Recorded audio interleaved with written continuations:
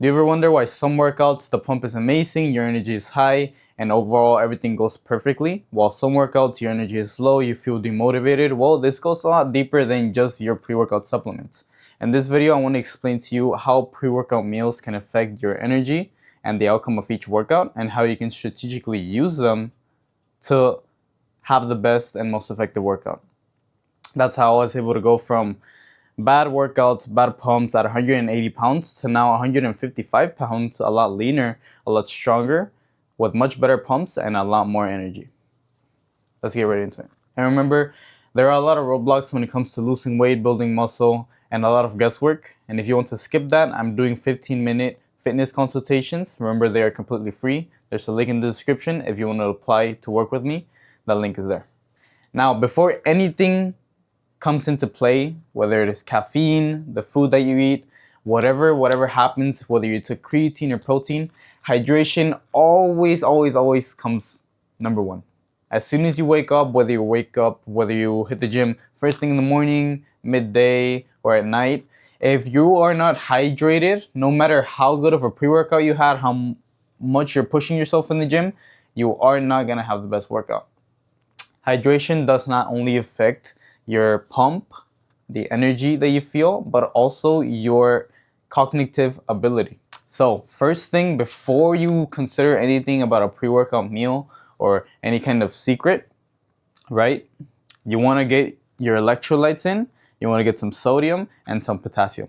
And this is a place where a lot of people will go wrong and they'll make a very big mistake, which I will get into in a moment.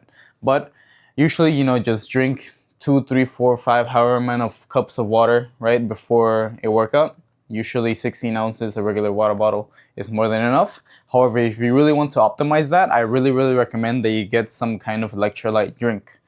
If you want to get something natural, right, coconut water is an amazing place to get that, right? That's very natural electrolytes. Not only that, but it also has potassium. A lot of people don't know this, but sodium, just like potassium, they play a very big role when it comes to your pump, your energy, and your overall leanness, right? If you have too much sodium, you will retain a lot of water and you look puffier. But if you balance your sodium and your potassium, which coconut water has a lot of potassium, this will make you look a lot leaner, feel better, and your hydration will just overall be much better.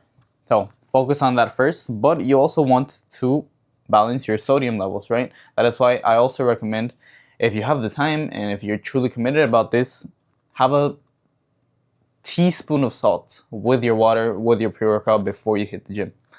But yeah, getting that out of the way, moving on to the food that you eat. A lot of people will get this so wrong. Now, when it comes to water and hydration, the same thing goes here, right? That is what a lot of people get wrong over here. They don't know the power of moderation, or they underestimate how much moderation actually plays a role when it comes to all of this as a whole, right? Too much of anything can be bad, right? Just like, of course, most of the time, most people are going to be dehydrated, but it doesn't mean that you can't overdo this either. And that is what I mean when I said that a lot of people go wrong over here. They'll drink too much water to the point that your body will be flushing out essential minerals and other things which are necessary to function properly. So don't take this to the extreme either, right? You want to drink just as much water as your body asks you, but a little bit more. That's just the rule of thumb. Now, when it comes to food, another thing that people get wrong, right? Especially when it comes to protein. What they do is that they focus way too much on protein, which affects their ability to perform at the best when they are hitting a workout, right? Instead of doing that, which is a very common mistake, right? Focus on fruits, simple carbs, as well as your complex carbs.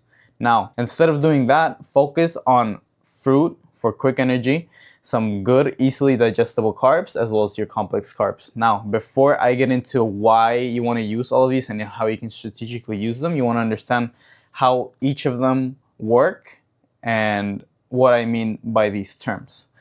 To explain it in a little bit, more English terms, fruit, it is more typically quick, right? Quick natural sugar that's going to give you quick energy and good vitamins.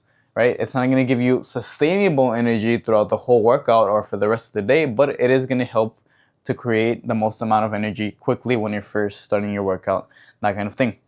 So that's an amazing thing to have in your pre-workout meal.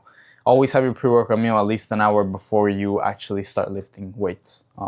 Yeah, so definitely add your fruit, especially if it's something like bananas, like, because once again, it goes back to the potassium, right? Has a lot of potassium, is going to help your pump, is going to help you look leaner, that kind of thing. Now, this is where I want you guys to focus on though. White rice versus something like brown rice or potatoes. Thing with these two is that they're both carbs. They're both a very big and common source of carbohydrate. Now, what is the difference? Potatoes and brown rice are very, very, very complex carbs, meaning that your body has to do a little bit more work and it takes a little bit longer to digest. However, that is not a bad thing, right? That just means that it gives you more long-term energy, hence why I put these little lines right here. They both give you long-term energy. However, this one is to an extreme. White rice is a little bit better when it comes to your pre-workout meal, because white rice is a lot easier to digest, meaning that it's gonna hit as quickly as, as you get in the gym, you start warming up, you're already gonna feel that energy that it gives you, because it's a lot faster to digest when it comes to a pre-workout meal. In comparison to something like potatoes or brown rice, it's going to give you very, very good energy throughout the day, right? Don't get me wrong, it's an amazing food to eat overall, especially if you get, the right kind. But for a pre-workout meal, I do recommend going with the white rice option, specifically for a pre-workout meal. It's going to give you that long-term energy, but not to the extent that your body is working so hard, using up more energy digesting the food, rather than using up that energy to push yourself to the limit when it comes to hitting your workout. And then when it comes to fats, a lot of people don't know this, but this is another mistake that people make. They eat too many fats when it comes to their pre-workout meal. Fats are, good for your health, hormonal balance, that kind of thing. However, you don't want to overdo it, because the more fat that you add into your meal, the longer that it's going to take for your body to release that energy as well. Now, you can use that strategically as well. Let's say you're not going to hit your workout an hour from now, but you are going to eat your pre-workout meal, then add in some fats, right? Let's say you're going to eat right now at 3 p.m., but you're not going to hit the gym until 6 p.m. Then, go crazy with that, be my guest. But leads on to my third and final part of a good pre-workout meal, which is where a lot of people, they'll abuse this part a lot more than the food or the hydration that they can get. And I think that's because obviously it's a lot easier to get your hands on, and it's a lot quicker. You don't really have to prep anything. You can just kind of dry scoop a pre-workout or drink coffee, whatever it is, right? Don't believe whatever people tell you online that drinking too much caffeine is bad for you. Caffeine is a drug. Yes, of course, just like anything else. Moderation, moderation, moderation. Having caffeine before a workout, it is the biggest life hack ever. A lot of people don't know this, but caffeine, to some extent, it is actually banned in the Olympics because it can actually increase your performance in the gym by such a significant amount. It wouldn't be banned if it wasn't effective, essentially. Now, that doesn't mean that you're going to become a caffeine addict, but it doesn't mean that you shouldn't use it as a tool to get the most effective workout in. Because the more that you can push yourself right there and pair that up with good nutrition and recovery afterwards, that's how you're going to get the best results in the gym in terms of your strength and hypertrophy gains. So I would always recommend starting with a small pre-workout, something that doesn't have more than 200 milligrams of caffeine, right? Because you want to kind of ease into it if you're not very big on pre-workout. However, you always want to make sure that you're following these steps like this, right? There's a reason why I laid it out like this, because, first you got to get your hydration in check, you got to get a good pre-workout meal, and on top of that, you don't want to just take pre-workout or 2 or 3 scoops of pre-workout if you're on an empty stomach or you haven't drank any water, because it's going to be useless, you're not going to get the best effect, and it can also damage your gut and digestion. Always, always, always want to look for a pre-workout with these 2 supplements, beta-alanine and L-citrulline. L-citrulline is what helps with the pump. Usually the gold standard, or not the gold standard, but the numbers that you want to look for, the rule of thumb, is usually 6 grams of L-citrulline while 3.2 grams of beta-alanine. That's typically the most well-dosed pre-workout out there. If it's a little bit more than that, then that's good, but you also don't want to overdo it. If it's way more than that, you might want to start with a pre-workout that has a little bit less, because of course your body's not used to it. You want to ease into it once again when it comes to all of these ingredients, right? A good pre-workout, that's what you want to look for. A good amount of caffeine, beta-alanine, and L-citrulline. And, of course, anything else in there, sodium, that kind of thing. But if you're not into that, you can always just drink a coffee, or, I put an extra here, a Rice Krispie treat, which a lot of people will like to consume, or something like an apple juice for, once again, going back to the fruit. It's quick energy. You can, just pop it in the middle of a set or in between sets to give you a lot more energy, make you feel a lot better.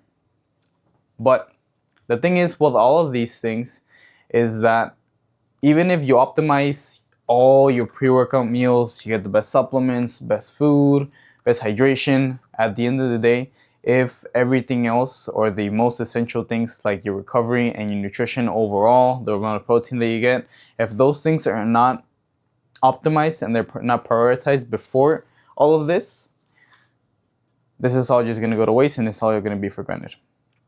Therefore, you should check out this video up here. That way you know how to actually optimize all the other things that go along with this, right?